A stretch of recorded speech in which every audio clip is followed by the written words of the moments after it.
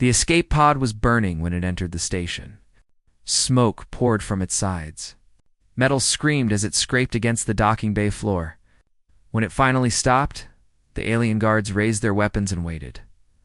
The door fell off with a heavy crash. A man crawled out. His uniform was torn and covered in blood. His face was pale, and his eyes were wild with fear. He collapsed on the cold metal floor and whispered one word before losing consciousness. Coming. His name was Tajon. He was a commander in the Terran Space Force 3 months ago. He had left Earth on the exploration ship called Horizon's Edge. It was humanity's first mission. Beyond the Orion Arm, 50 crew.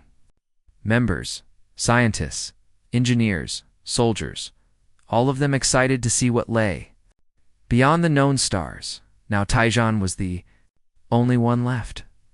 Alien guards did not know what to do with him. Humans were new to space. They had only been traveling between stars for 200 years. To the ancient species of the Galactic Council, humans were like children who had just learned to walk. They were not important. They were not respected. A medical team took Tajon to a small room. They treated his wounds. They gave him food and water.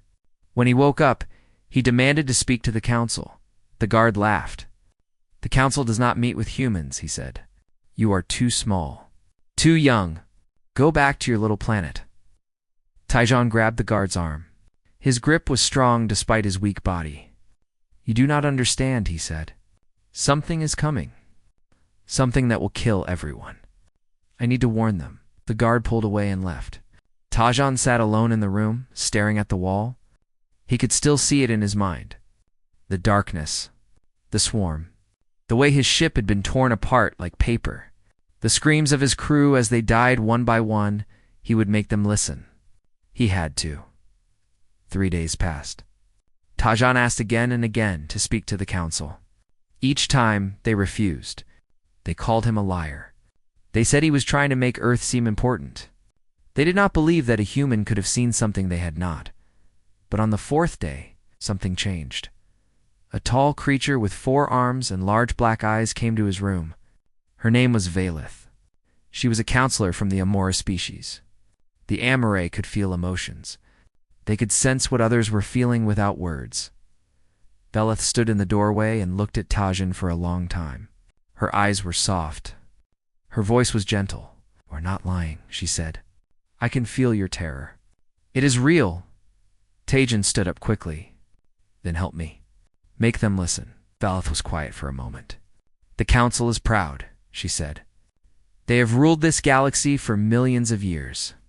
They do not like to be told they are wrong, especially by a human." "I do not care about their pride," Tajon said. "I care about survival." Valeth nodded slowly. "I will get you into the chamber. But I cannot promise they will believe you." The next morning, Tajon walked into the great hall of the Galactic Council. It was the largest room he had ever seen. The ceiling was so high, he could not see it. 12 platforms floated in a circle, each one holding a representative from one of the galaxy's oldest species. They looked down at Tajon like he was an insect. Some of them smiled with amusement. Others looked bored. None of them looked afraid. Tajon took a deep breath and spoke. 3 months ago, I left Earth on a ship called Horizon's Edge. We were exploring a region beyond the Orion Arm, a place no one had mapped before. Paused. We found something there. Something terrible. A reptilian counselor named Moreth laughed. "What did you find, little human? A big rock? A scary cloud?" Some of the others laughed too. Tajon did not smile. "We found a swarm. A living darkness that moves between stars. It destroyed an entire system while we watched. It ate the planets. It ate the sun. And then it came for us." The laughter stopped. The chamber was silent. "We ran," Tajon continued. "But the swarm was faster. It tore our ship apart. It killed my crew. I escaped in a pod, but I was the only one." His voice broke. 50 people. My friends. My family. All gone. An old counselor with gray skin and many eyes spoke. His name was Orin, and he was the High Admiral of the Velthari. "We have sensors everywhere," he said. "We see everything in this galaxy. If such a swarm existed, we would know." "Your sensors cannot see it," Taijan said. "It moves in a way that hides itself. It blocks all signals. We called it the silence, because everything goes dead when it comes near," Convenient Morith said with a sneer. "A monster that cannot be seen. How perfect for your story." Taijan clenched his fists. "I have proof. My pod recorded everything. I can show you." Morith waved his hand. "We do not need to see human tricks. This meeting is over." The other counselors began to leave their platforms. Only Velith stayed. She looked at Taijan with sad eyes. Taijan felt despair rising in his chest. They would not listen. They would not believe. And when the silence came, they would all die. But then he heard footsteps behind him. A young woman walked into the chamber. She wore a Terran diplomatic uniform. Her hair was short, and her eyes were sharp. Her name was Nari, and she worked as an attach at the council station. She had been watching the meeting from outside. She had seen the way the counselors dismissed Taijan. And she had seen something else, too. Something in his eyes that she recognized. It was the look of a man who had seen the end. Nari walked up to Taijan and spoke quietly. "I believe you," she said, "and I am going to help you prove it." Taijan looked at her. For the first time in months, he felt something other than fear and grief. He felt hope. "Thank you," he whispered. Nara nodded. "Do not thank me yet. We have a lot of work to do, in very little time." Outside the great windows of the council station, the stars twinkled in the darkness. Somewhere out there, beyond the light, something was moving. Something hungry. Something patient. And it was getting closer. Nari worked through the night. Her small office was filled with screens and data files. She had been a diplomat for 5 years, and she knew how to find information that others wanted to hide. Taijan sat in the corner, watching her work. He had not slept in days. Every time he closed his eyes, he saw the swarm. He heard the screams of his crew. He felt the cold emptiness of space as he drifted alone in his pod. "I found something," Nari said suddenly. Taijan stood up and walked to her screen. It showed a map of the galaxy with small red dots scattered across the outer rim. "These are colonies that have gone silent over the past 10 years, Nari explained. 17 of them. The council said they were destroyed by pirates, or disease, or natural disasters. But look at this pattern." She drew a line connecting the dots. The line moved inward, toward the center of the galaxy, toward the galactic core. "It is moving," Taijan said quietly. "The silence is moving," Nari nodded. "And the council never investigated. They just marked these colonies as lost and forgot about them." "Why would they do that?" "Because they are afraid," Nari said. "Not of the swarm. They do not even believe it exists. They are afraid of looking weak. Afraid of admitting they do not control everything." Taijan slammed his hand on the desk. "Their pride will kill us all." Nari touched his arm gently. "We need more proof. Your flight recorder. Can you get the data from your pod?" Taijan pulled a small device from his pocket. It was burned and cracked, but still working. "I saved it before they took the pod away. Everything is here." Every moment of the attack, Nari took the device and connected it to her system. The screen flickered. Then the recording began. At first, there was nothing unusual. The horizon's edge was flying through empty space. The crew was laughing and talking. Someone was playing music. It looked like any normal day on a ship. Then the sensors went crazy. Warning lights flashed. Alarms screamed. The crew ran to their stations. On the screen, something appeared in the distance. It looked like a cloud at first. A dark cloud moving against the stars, but it was not a cloud. It was millions of creatures. Billions of them. They moved together like a single living thing. Their bodies were made of metal and flesh combined. Their eyes glowed with a cold red light. And they were fast. Faster than anything Taijan had ever seen. The recording showed the swarm hitting the ship. Metal tore like cloth. People screamed and disappeared into the darkness. The captain gave orders that no one could follow. In less than 3 minutes, the entire ship was destroyed. The last image was Taijan's face as he escaped in the pod. His eyes were empty. His mouth was open in a silent scream. Then the recording ended. Nari sat back in her chair. Her face was pale. Her hands were shaking. "This is real," she whispered. "This is all real," told them Taijan said bitterly. "I told them, and they laughed." Nari stood up. "We need to show this to someone who will listen. Someone with power," she thought for a moment. Then she remembered something. Doyen. He was a Terran engineer who worked on the station. He was brilliant with technology, and he had friends in high places.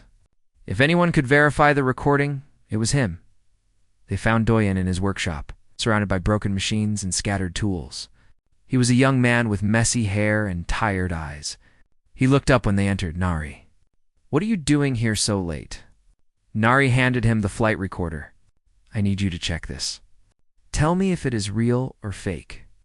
Doyen took the device and examined it carefully. He connected it to his own systems and ran several tests. The process took 2 hours. When he finished, his face was serious. "It is real," he said. "Every frame, every sound, every data point. This was not created in a lab. This actually happened." Taijan felt relief and horror at the same time. He had wanted them to believe him, but now that they did, the truth became even more terrifying. Nari took the verified recording and went to the council the next morning. She played it for the younger delegates first. They were not as proud as the old ones. They were not as blind. The reaction was immediate. Fear spread through the chamber like a wave. Delegates whispered to each other. Some of them demanded answers. Others refused to believe, even with the proof in front of their eyes. But one person did not seem surprised at all. UNN, the old Velthiri High Admiral, sat quietly on his platform. His many eyes were closed. His body was still. When the recording ended, he finally spoke. "I have seen this before." Everyone turned to look at him, not in person, Oren continued. "But in the old stories, the legends of my people." He opened his eyes and looked directly at Taijan. "We call it the Devourer, the end of cycles. It came once before, millions of years ago. It destroyed the civilizations that existed before us. We thought it was just a myth." "It is not a myth," Taijan said. "It is coming. And it will reach the galactic core within 3 cycles." Panic erupted. Counselors shouted at each other. Some demanded immediate action. Others called for more studies. The chamber descended into chaos, but Nari noticed something strange. In the middle of all the confusion, one counselor was not panicking. Morith, the reptilian who had laughed at Taijan, was watching everything with a calm smile on his face. To calm, Nari pulled Taijan aside. "Something is wrong," she said quietly. "Look at Morith. He does not seem surprised at all." Taijan watched the reptilian counselor. She was right. Morith looked like someone watching a play he had seen before. He knew what was happening. Maybe he had always known. "We need to investigate him," Nari said. "I think he is hiding something." Taijan nodded. "Then we investigate. But we must be careful. If he is connected to the silence, he is more dangerous than we know." They left the chamber while the arguing continued. The galaxy was waking up to the threat, but it might already be too late. Somewhere in the darkness, the silence was still moving. Still consuming, still growing, and now they knew it had a helper inside the council itself. The war for survival had begun. And the first enemy they had to defeat was not the swarm, it was the traitor among them. The investigation took 3 weeks. Nari worked in secret, pulling records and tracking communications. Doyen helped her break into sealed files. And slowly, piece by piece, the truth began to appear. Morith had been trading with someone at the edge of the galaxy. For 10 years, he had been sending coordinates of populated worlds to an unknown contact. In return, he received advanced technology that made him rich and powerful. He thought he was dealing with a hidden civilization, a group of peaceful traders who wanted to stay secret. He was wrong. He was feeding the silence, every colony that went silent. Every world that disappeared was a world that Morith had given away. He had sold billions of lives for profit and power. When Nari showed the evidence to Tajan, he could not speak. His hands shook with rage. His crew had died because of this creature. His friends had been consumed because Marith wanted more wealth. "We have to arrest him," Tajan said finally.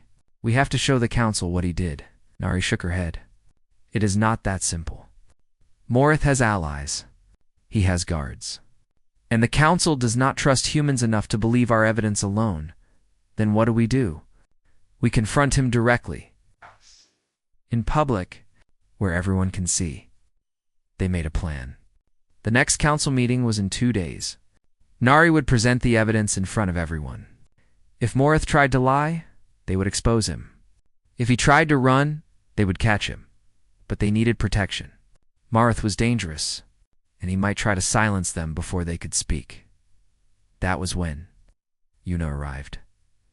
Yuna was a Marine in the Terran security force. She was assigned to protect diplomatic staff on the station. She was small, but strong. Her eyes were cold and her movements were quick. Other species looked at her and saw a tiny human woman. They did not see the warrior underneath. Nari explained the situation. Yuna listened without expression. When Nari finished, Yuna simply nodded. "I will keep you alive," she said. "That is my job." The day of the meeting came. The council chamber was full. Every delegate was present. The air was thick with tension. Everyone knew something was about to happen. Nari walked to the center of the room. Tajan stood beside her. Yuna watched from the shadows near the door. "Honored counselors," Nari began, "I have evidence of a crime. A crime against the galaxy itself." She activated the display. Documents appeared in the air. Communications, bank records, coordinates. A trail of death that led directly to one person. More. The reptilian counselor rose from his seat. His face was twisted with anger. "This is an insult," he shouted. "These documents are fake.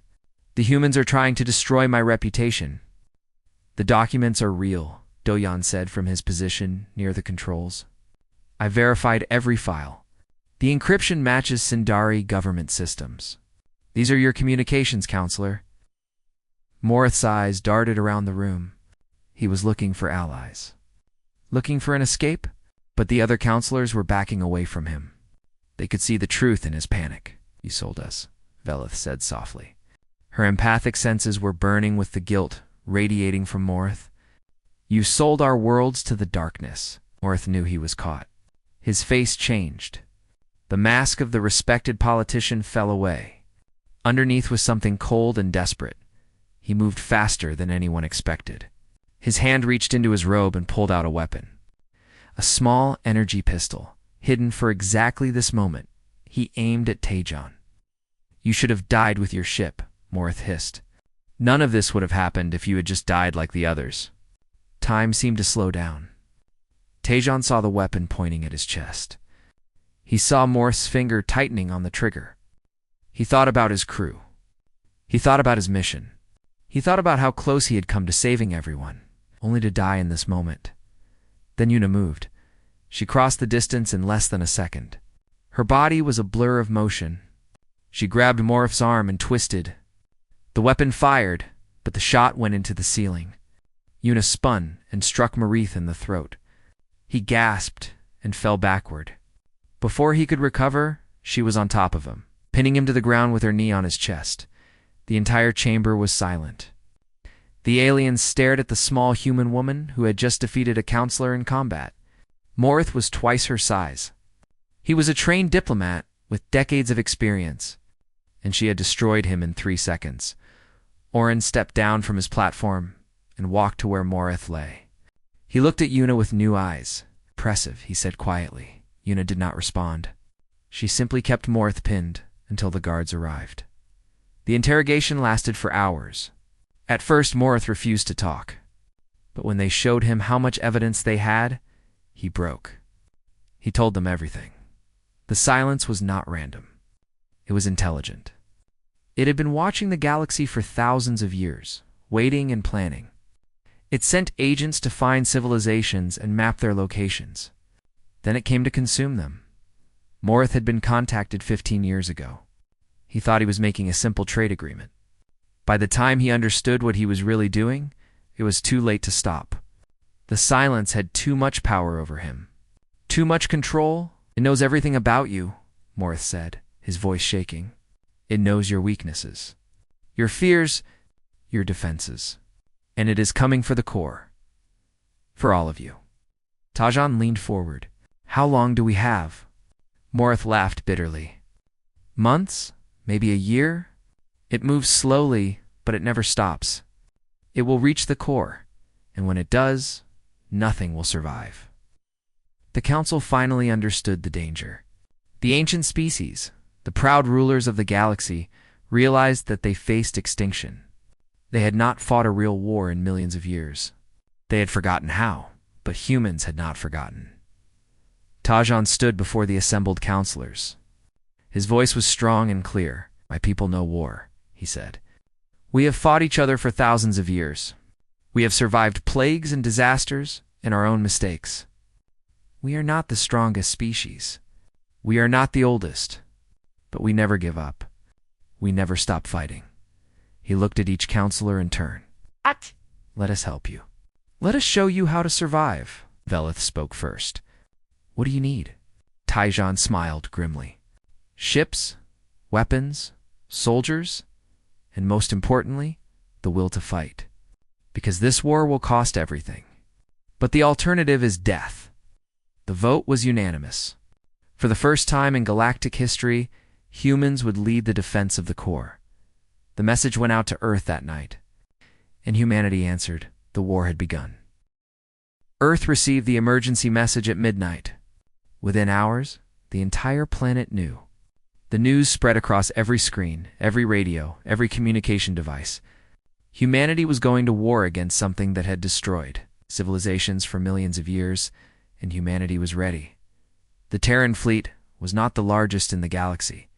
It was not the most advanced, but it was something else. It was hungry. It was fierce. And it was made of people who had spent their entire history fighting to survive. Ships launched from every station around Earth. Soldiers volunteered by the millions. Scientists worked without sleep to understand the enemy. Within 3 weeks, the Terran fleet was on its way to the boundary. The defensive line at the edge of civilized space. Admiral Junho commanded the fleet. He was an old soldier with gray hair and scars on his face. He had fought in wars on Earth and wars in space. He had seen death more times than he could count, and he had never lost a battle he was determined to win. His second in command was Minji, a young tactical officer with a brilliant mind. She could see patterns that others missed. She could predict enemy movements before they happened. Together, they made a team that the galaxy had never seen before. The Allied fleet gathered at the boundary. Ships from all 12 species filled the darkness. The Velthari brought massive warships with heavy armor. The Amaray sent medical vessels and support craft. Even the Sindari, shamed by Morith's betrayal, sent their fastest scouts. It was the largest fleet in galactic history, and it still might not be enough. Taejun was there too.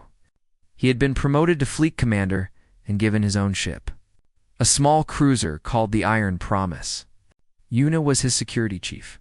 Do-Yan was his engineer. They were a tiny crew, but they trusted each other completely. Nari stayed at the council station. Someone needed to coordinate communications and keep the politicians from panicking.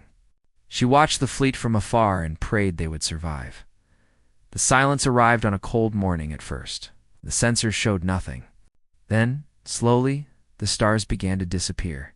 One by one, the lights went out as something massive blocked them from view. The swarm was so large, it cast a shadow across entire systems. Junho looked at the display and felt his heart stop for a moment. He had seen many enemies in his life. He had never seen anything like this. Billions of creatures. Each one was a machine of death, built from the bodies of consumed worlds. They moved in perfect harmony, controlled by a single, terrible intelligence. And they were coming straight for the fleet. The first battle began with hope. The alien admirals gave orders. Ships moved into formation.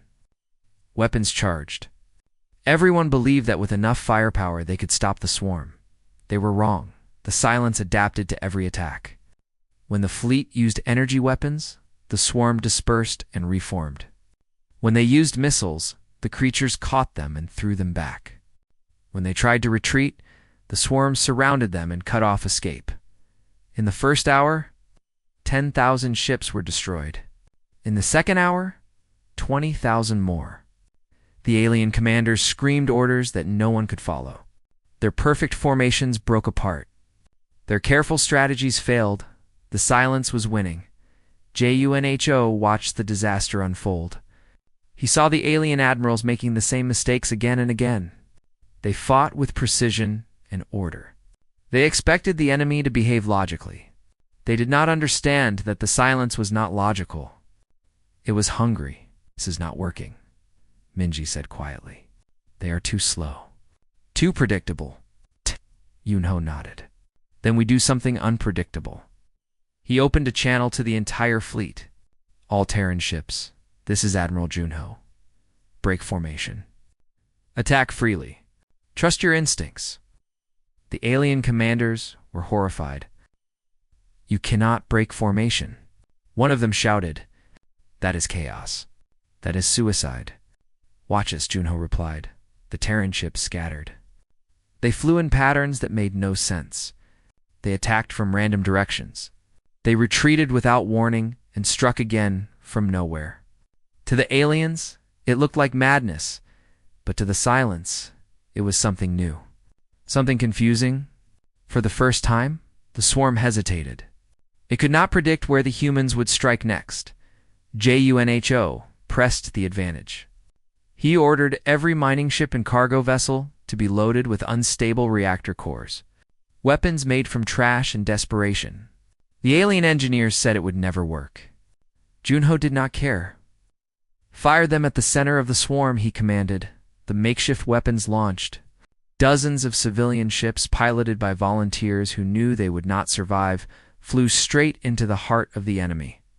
They detonated their reactors in a chain of explosions that tore through the swarm like a storm of fire. For the first time in recorded history, the silence screamed. The swarm recoiled. Millions of creatures were destroyed in an instant. The perfect coordination broke. Individual units scattered in confusion, unsure what to do without the central mind to guide them. The Allied fleet watched in shock. The enemy was not invincible. It could be hurt. It could be stopped. Velith's voice came over the communication channel. "The humans? They are insane," Orn replied quietly. "No, they are survivors. And they just gave us a chance." The battle was not over. The silence regrouped and attacked again. But now the aliens fought differently. They watched the humans and learned. They abandoned their old tactics and embraced the chaos. It was still a disaster. Thousands more ships were lost. But the fleet held. When the silence finally retreated to consume nearby asteroids and rebuild, the defenders were still standing. That night, Admiral Junho walked through the damaged corridors of his flagship. He passed wounded soldiers and grieving crews. He saw the cost of victory written in blood and tears. Mingi found him staring out a window at the stars. "We survived," she said. "For now," Junho replied. "But this was just the beginning. The silence will come back. Stronger, smarter. We taught it something today. Next time, it will be ready." Minji nodded. "Then we will teach it something new." Junho almost smiled. "You sound like a true Terran." "I am a true Terran," she said. "And we do not know how to quit." Across the fleet, humans worked alongside aliens for the first time as equals. They shared tactics and strategies. They trained together. They learned to trust each other. The war was far from over. The real battle was still coming. But something had changed. The galaxy no longer saw humans as primitives. They saw them as warriors, as survivors, as hope, and hope was the one thing the silence could not consume. The war lasted 2 years. 2 years of blood and fire. 2 years of victories that cost too much, and defeats that almost broke them. The galaxy learned things it had forgotten. How to fight, how to sacrifice, how to survive, and humans taught them all of it. Guerrilla tactics. Psychological warfare. The concept of dying for something bigger than yourself? The alien species had abandoned these ideas millions of years ago. They thought they were beyond such primitive things. They were wrong. Tajon led from the front. His ship, the Iron Promise, became a legend. It appeared where the fighting was worst. It saved fleets that were about to fall. And it disappeared before the enemy could destroy it. Some aliens called him lucky. Others called him blessed. His crew knew the truth. He was just a human who refused to lose. But the war was taking its toll. Millions had died. Entire planets had been consumed. The silence was wounded, but it was still growing. For every creature they destroyed, 2 more were created from the debris of battle. Tajon knew they needed a new plan. Something that would end the war completely. He found it in the captured memories of Morith. Before his execution, the traitor had revealed one final secret. The silence was not just a swarm. It was a network. Every creature was connected to a central intelligence. A massive processing node hidden in a dead system at the edge of the galaxy. Destroy the node and the entire swarm would collapse. The council said it was impossible. The node was protected by billions of creatures. No fleet could get close. No weapon could penetrate its defenses. Tajon had a different idea. Not a fleet. A strike team. A small group that could slip through the swarm and reach the node from the inside. It was a suicide mission. Everyone knew it. But it was also their only chance. Volunteers came from every species. Dozens of soldiers who wanted to fight one last battle. In the end, Tajon chose 12. Yuna was first. She had kept him alive since the beginning, and she would stay with him until the end. Doyon came too, the only one who could operate the explosives they needed.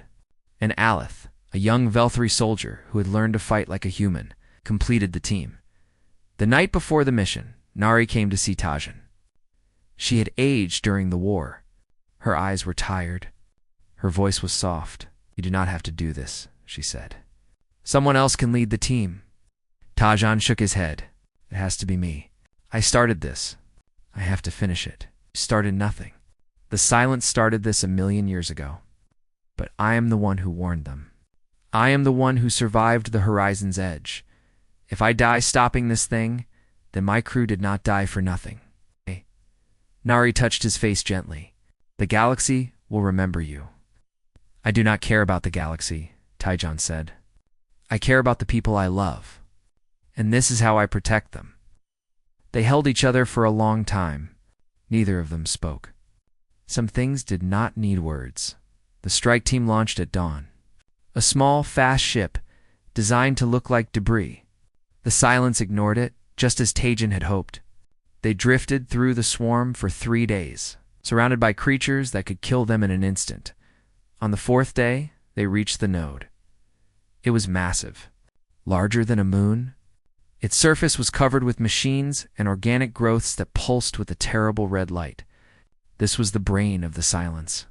The center of its hunger, they landed on the surface and began their infiltration. The interior was a nightmare of flesh and metal. Corridors that moved, walls that watched, creatures that patrolled with no pattern or reason. One by one, the team fell. A soldier from the Amore was caught and consumed. 2 Velthri warriors sacrificed themselves to hold a corridor. Doyon was wounded, saving Yuna from a surprise attack. By the time they reached the core, only 4 remained: Tajon, Yuna, Aleth, and Doyun. Barely able to walk, the core was a chamber of pure horror.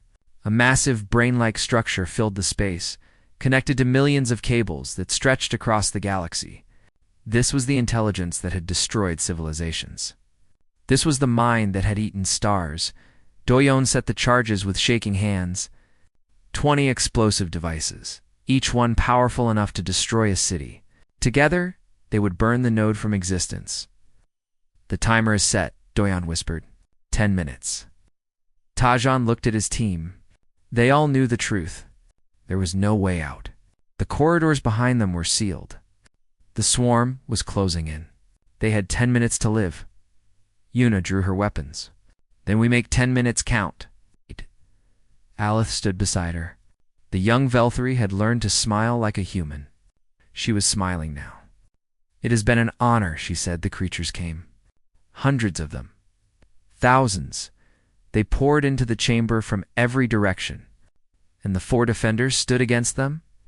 Una fought like a demon. She killed dozens before she fell, her weapons still firing as she died. Alith fell next, protecting Tajan with her body. Doyen dragged himself to the controls and held the detonator, making sure nothing could stop the countdown. Tajan was the last one standing. He was wounded in a dozen places. His strength was fading. But he reached the communication panel and sent one final message to the fleet. "Tell Earth," he said, his voice breaking. "Tell them we were never alone, and we never gave up." The timer reached 0. The node exploded in a storm of white fire. The blast tore through the structure and spread across the network. Every creature connected to the silence felt it. They screamed in unison, a sound that echoed across the stars. And then they fell silent forever. The swarm collapsed. Across the galaxy, billions of creatures simply stopped moving. They floated dead in space, as empty shells without a mind to guide them. The war was over. Months later, Nari stood before the rebuilt Galactic Council. Earth had been given a permanent seat, not as a junior member, as an equal. The statue in the chamber showed Tajan, his hand raised in warning. Just as it had been on the day he arrived, the inscription was simple. He came alone. He saved us all. Across the galaxy, humans and aliens worked together to rebuild. The old pride was gone. The old divisions were fading. Something new was being born. A unity that the silence had accidentally created by threatening them all. And somewhere, on a memorial ship drifting through the stars, Una's successor placed Tajan's dog tags on a shrine. They rested beside the tags of every human who had given their lives. She whispered the words that Una would have said.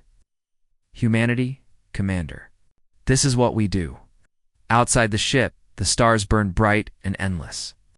The galaxy was wounded but alive, and it would never forget the lone Terran who had warned them all. Some stories end with victory. Some end with loss. This one ended with both, but mostly it ended with hope.